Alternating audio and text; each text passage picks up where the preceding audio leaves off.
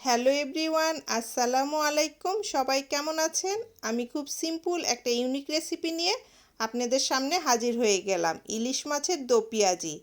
এখানে ইলিশ মাছ ছোট সাইজের নিয়েছি। সামান্য পরিমাণ হলুদ গুঁড়ো, লবণ, পানি দিয়ে মাছ সিদ্ধ করে নিয়ে মাছের সম্পূর্ণ কাঁটা ভালো মতো বেছে নিতে হবে। দেখতে পাচ্ছেন কতটা কাঁটা বের হয়েছে। এদিকে চুলায় আগে থেকে একটা পাত্রে পরিমাণ মতো সরিষার তেল দিয়ে দিয়েছি। তেলটা গরম হয়ে আসলে এখানে পেঁয়াজ কুচি দিয়ে দিব। এই রান্নাতে সরিষার তেল দিয়ে রান্না করতে হবে, তাহলে অরিজিনাল টেস্টটা আসবে।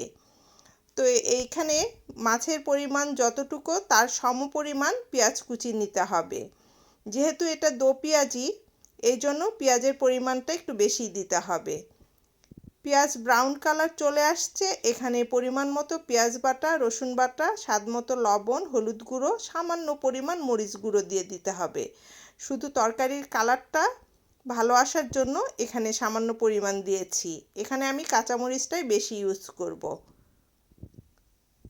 মশলার সঙ্গে পেঁয়াজগুলো ভালো মতো মেশানো হয়ে গেলে এখানে সামান্য পরিমাণ পানি দিয়ে মশলাগুলো বেশ ভালো মতো কষাতে হবে। কষানো হয়ে গেলে এখানে মাছগুলো দিয়ে দিব। দিয়ে মশলার সঙ্গে মাছগুলো ভালো মতো মিশিয়ে নিতে হবে। ভালো মতো মেশানো হয়ে গেলে এভাবেই বেশ কিছুক্ষণ মাছগুলো ভেজে নিতে হবে। ভাজা হয়ে গেলে এখানে পরিমাণ মতো পানি দিয়ে দিব। দিয়ে ভালো মতো মিশিয়ে নিব। নিয়ে এখন এখানে স্বাদ মতো কাঁচামরিচ দিয়ে দিব। দিয়ে আবারও ভালো মতো মিশিয়ে নিতে হবে। নিয়ে এখানে আবারও সামান্য একটু পানি দিয়ে দিব।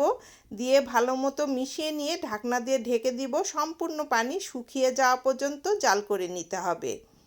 এই তো এরই মাঝে সম্পূর্ণ পানি শুকিয়ে গিয়েছে। নামানোর আগ দিয়ে সামান্য পরিমাণ একটু লেবু দিয়ে দিব। দিয়ে একটু নেড়েচেড়ে নামিয়ে নিতে হবে। এই তো তৈরি হয়ে গেল অনেক মজার দো পেঁয়াজি। ভালো লাগলে লাইক, কমেন্ট, শেয়ার করবেন। ভালো থাকবেন। আল্লাহ হাফেজ।